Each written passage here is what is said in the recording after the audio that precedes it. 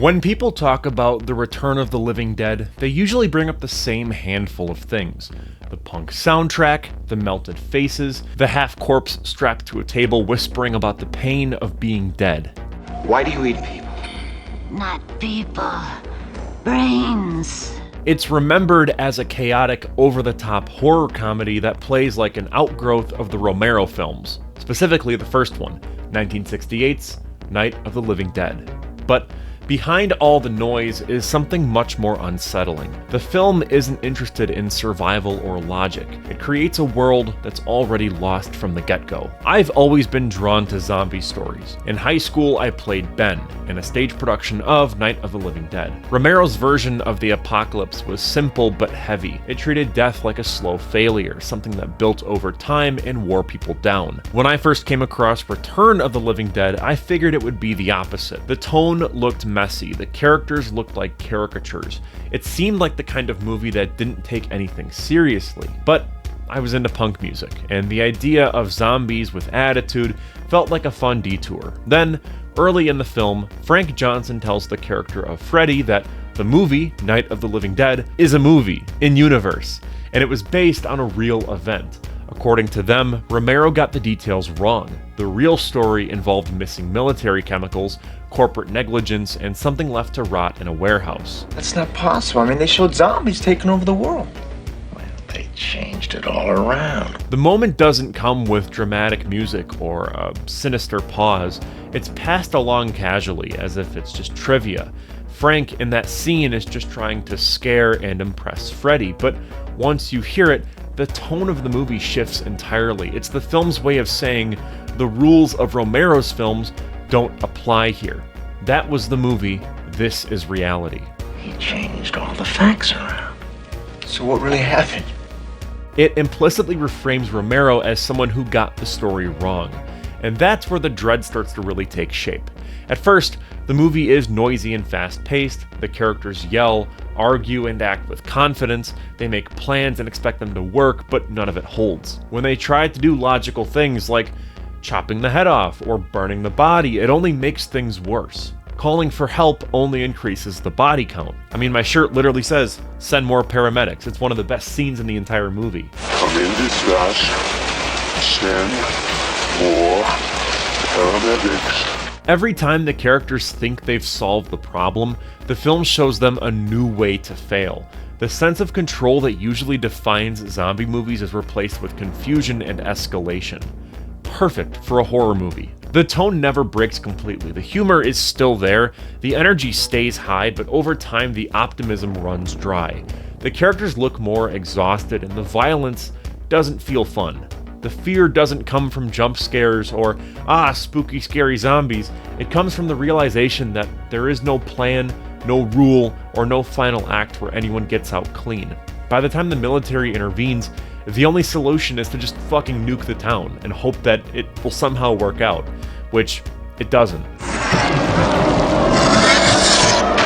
What makes the zombies in Return of the Living Dead just so terrifying, in fact, I would go as far as to say that it's the most terrifying incarnation of zombies in any movie ever, is the fact that they don't follow any known pattern. They run, they speak, and they scream in pain, but more importantly, they can't be killed. After all, they are already dead.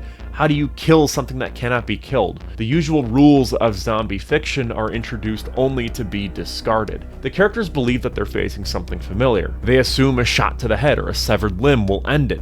The film builds on that expectation and then dismantles it completely. These creatures don't behave like reanimated corpses, they behave like people. Feral crackheads, but still people. We see this first in the embalming room. Frank and Freddy bring Bert to the freezer where a body is being locked away.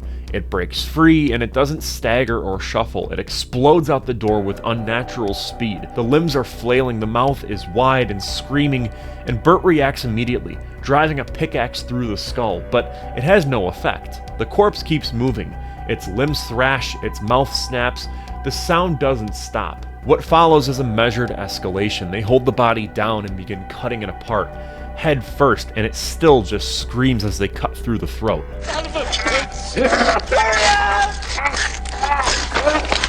There's a great scene, and I just adore it, where Freddy is freaking out, and he's going, It worked in the movie! Well, it ain't working now, Frank. You mean the movie line?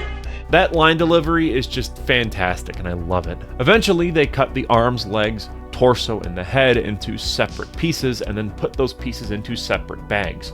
But none of it dies. The parts remain animated, the head continues to shriek on its own, and the zombie operates as a whole.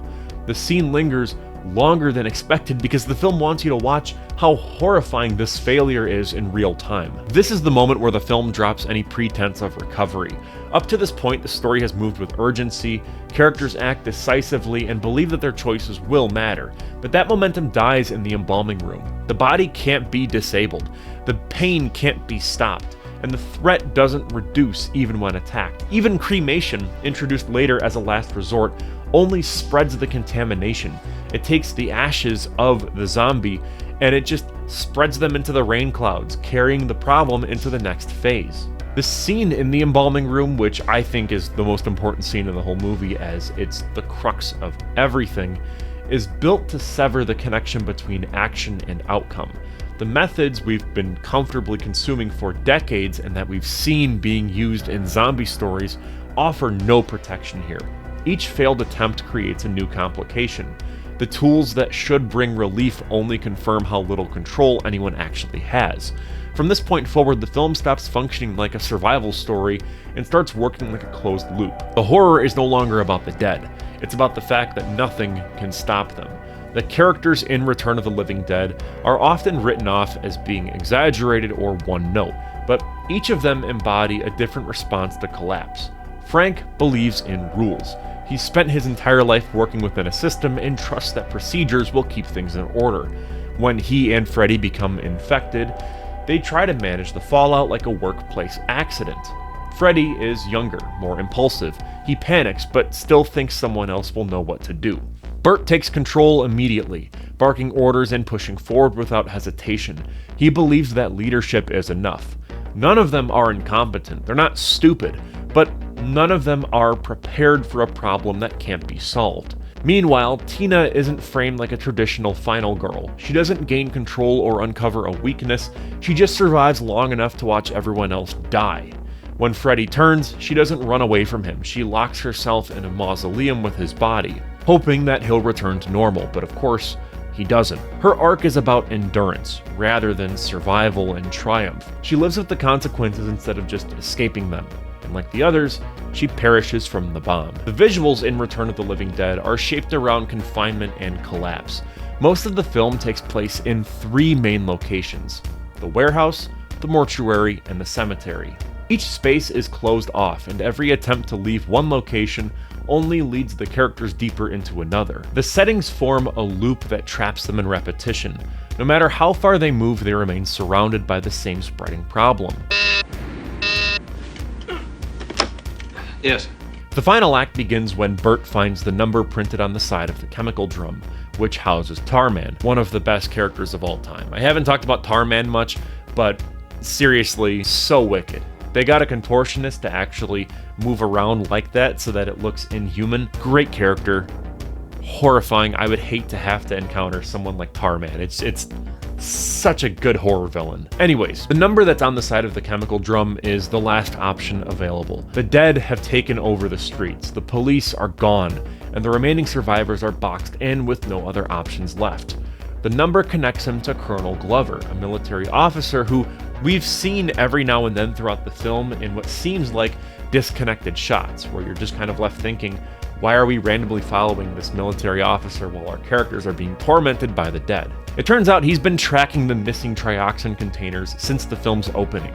Once he receives confirmation of the outbreak, Glover doesn't ask questions. He thanks Bert, ends the call, and orders a nuclear strike on the town. The characters never learn what's coming. The strike is carried out without delay, there's no communication, you don't get any warning, there's no attempt to retrieve anyone. The film doesn't show the survivors in their final moments, it just cuts to an explosion. Colonel Glover calls it a success. In his report, he describes the operation as efficient with minimal casualties and a limited blast radius.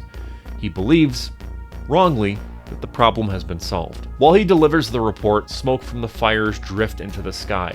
Traces of trioxin rise again and are carried by the wind. As the next storm rolls in, rain begins to fall across the cemetery. The water hits the ground just as it did at the start of the film, and the cycle restarts. Corpses stir beneath the soil, and the dead are already returning. Everything that has happened will happen again, but now over a wider area: the United States. This conclusion doesn't really offer any resolution, and it shouldn't. That's what a good horror movie does. The emergency plan was never built to contain the outbreak. It was designed to erase the evidence and reduce the problem to numbers. The only people who tried to fix the situation were destroyed by the same system that caused it.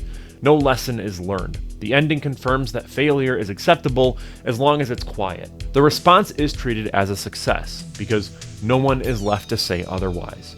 There's a reason the film leaves you with burned skies and empty streets. If the dead cannot die, the question isn't how to stop them.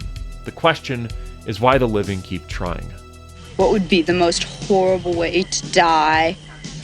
Try not to think about dying too much. And with all of that out of the way, I'm Cole McCormick. You're watching Firewood Media. Huge thanks to our channel members. Your support makes videos like these possible. Thanks again for watching, and I will see you in the next one.